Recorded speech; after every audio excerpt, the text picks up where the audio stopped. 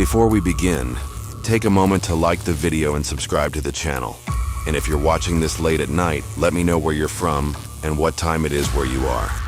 That way, YouTube knows you want more stories just like this, delivered straight into the dark. Now, let's begin. Sleep had always come easily to me. I was never one of those people who feared the dark, nor did I struggle with nightmares. That changed the night I moved into apartment 3B. I had just relocated to St. Paul, Minnesota for a new job and was living alone for the first time. The apartment was small and a little run down, but it was cheap and the location was decent. The first few nights were uneventful, just the usual creaks and groans of an old building settling at night. But on the fourth night, something changed. I went to bed around 11:30 p.m. like usual. Nothing felt out of the ordinary until I woke up, if you can call it that, around 3:00 in the morning. I was flat on my back, my eyes wide open, staring at the ceiling. I couldn't move, not even a finger. I tried screaming, but my mouth wouldn't open. My entire body was paralyzed. At first, I panicked, thinking I was having a stroke. I struggled to move, to breathe, to do anything, but I was frozen in place, helpless. That's when I saw him. There was a shadow in the corner of my room. At first, I thought it was just a trick of the moonlight coming through the blinds, but then it moved. A tall, lanky figure stepped forward from the darkness. He wasn't walking, he was gliding. His face was obscured by a wide-brimmed hat, and his body was impossibly thin, like a silhouette stretched beyond human proportions. I wanted to shut my eyes, to look away, to do anything, but I couldn't. He stopped at the foot of my bed and stood there, just staring. I could feel him watching me. His presence was overwhelming. It wasn't like being looked at by a person. It felt like being examined by something ancient, something not meant to be seen. The air in the room grew thick and cold.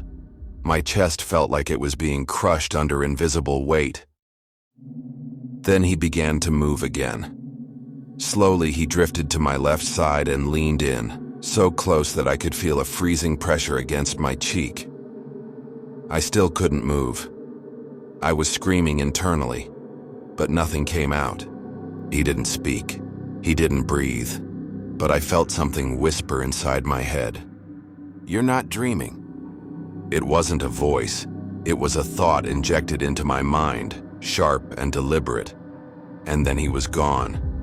Just vanished into the corner, like smoke being sucked into a vent. The paralysis lifted instantly. I gasped for air like I'd been drowning. My sheets were soaked in sweat. I turned on every light in the apartment and sat on the couch until sunrise. I convinced myself it was just sleep paralysis, something medical, explainable. I even Googled it and found thousands of stories just like mine. Shadow figures, hat men, paralysis. I tried to rationalize it, but it happened again, the next week. This time, he didn't just stand in the corner. He crawled up the wall like a spider and stared at me from the ceiling directly above my bed. His limbs bent in ways they shouldn't, twitching like broken puppet strings. His head rotated slowly, inch by inch, until I felt his gaze lock onto mine. Again, he whispered in my thoughts. "You invited me in when you signed the lease." "What does that even mean?" I found my rental agreement and looked it over. It was standard. Nothing strange, at least not at first. But at the very bottom of the third page, there was a handwritten clause in red ink. Tenant assumes all responsibility for pre-existing spiritual occupancy. No liability assumed by management.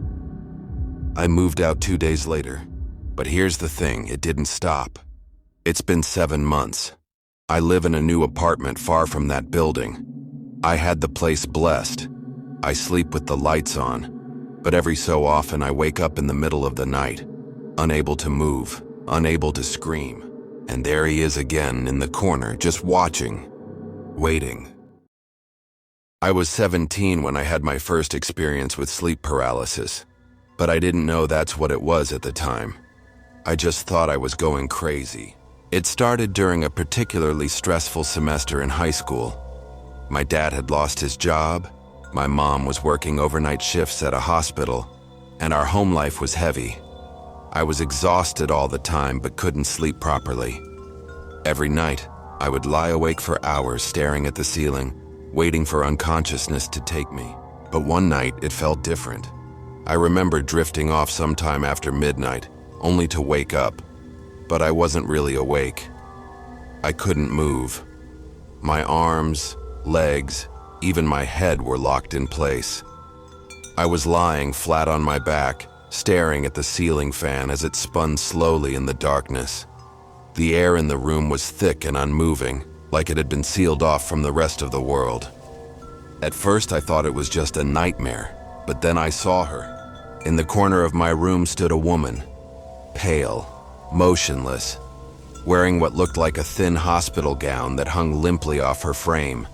Her hair was long, stringy, and black, draped across her face in damp clumps like she had just crawled out of a river. I wanted to scream, but I couldn't even open my mouth. She stood there completely still, with her head tilted slightly to one side. Then she started walking. No, not walking. Gliding. Her feet never touched the ground. Her body moved unnaturally, arms rigid at her sides as she hovered closer to my bed, eyes locked on mine the entire time. She didn't blink once. When she reached the foot of my bed, I could see her face more clearly. Her skin was ashen, almost blue. Her lips were dry and cracked, but her eyes were the worst part. They were wide open, stretched unnaturally, pupils enormous. No whites, just pure black. And still, not a single blink. She leaned over me slowly, her face inches from mine. I could see the faint pulse of veins under her skin. Her breath smelled like soil and rot.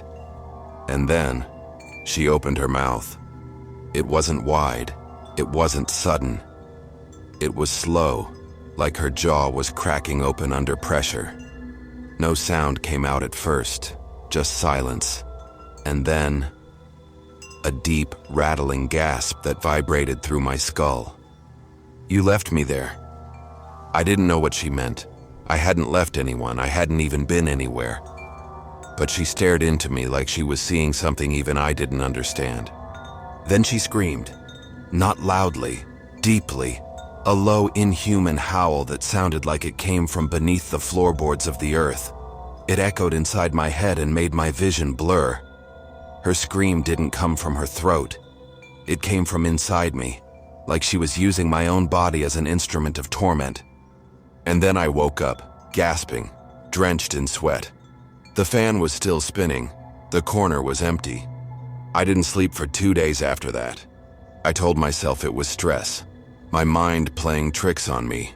But then it happened again, and again. And each time she came a little closer, leaned a little nearer, whispered something more specific, accusations that made no sense. "You buried me.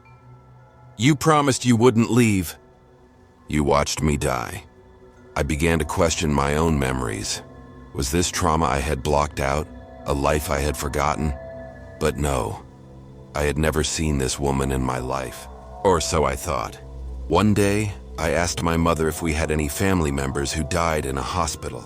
She was quiet for a moment, then told me something I had never heard before. My mother had a twin sister.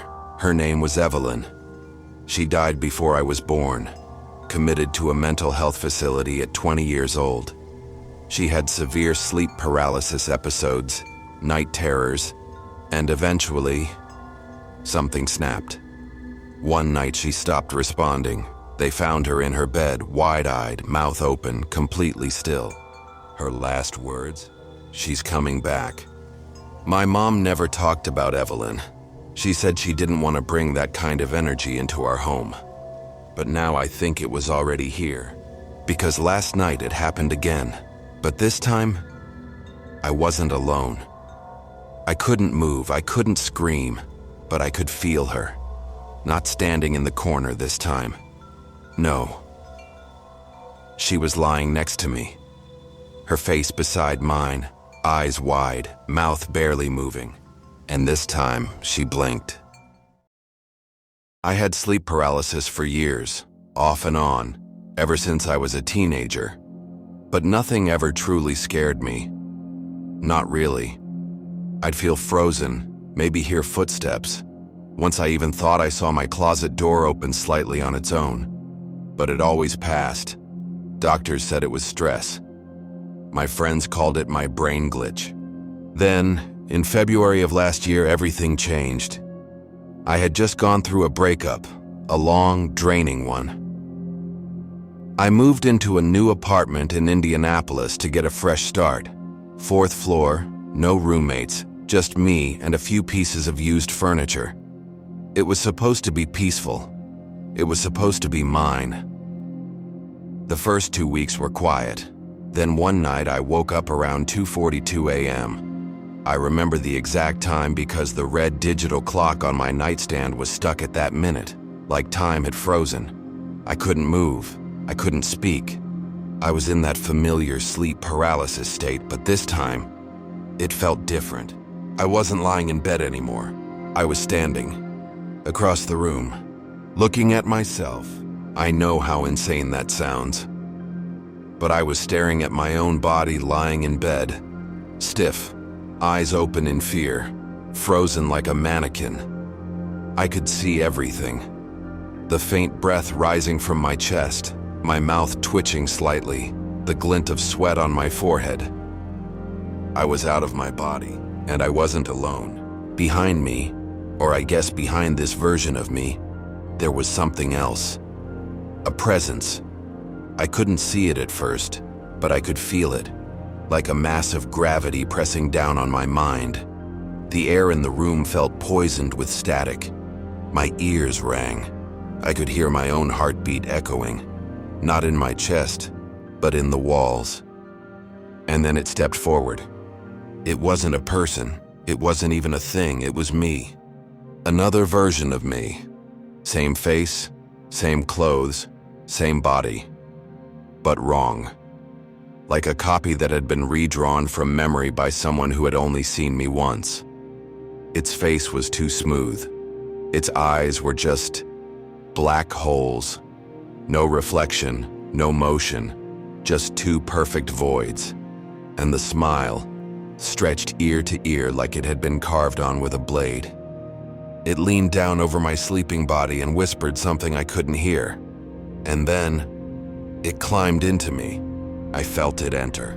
I felt it move through my skin, like smoke filling a lung. My chest started convulsing. I could feel my heart pounding out of rhythm, my fingers twitching violently. I could see my eyes from the outside, wide open, frozen in horror, as my body began to suffocate under the weight of something that wasn't mine. I screamed from across the room, or I thought I did, but the scream never left my lips. It echoed inside my skull like thunder underwater. And just as suddenly, I snapped back. I was lying in bed again, same position, same room, same 2:42 on the clock, still blinking. My heart was racing, and my hands were covered in sweat. I couldn't catch my breath for minutes. I told myself it was just a hallucination, just another episode, maybe my worst one ever. But here's the part that still haunts me. I went to the bathroom to splash cold water on my face. I turned on the light, looked in the mirror, and I didn't recognize myself. I mean, it was me. Same face, same body. But something about my own reflection felt unfamiliar. Like I was seeing someone else wearing me like a mask. And then my reflection smiled. But I didn't. If you made it this far, thank you for spending your night with us. If these stories gave you chills, there's plenty more waiting. Don't forget to subscribe to Night Fear Stories for new terrifying tales every single night. Sleep well, if you can.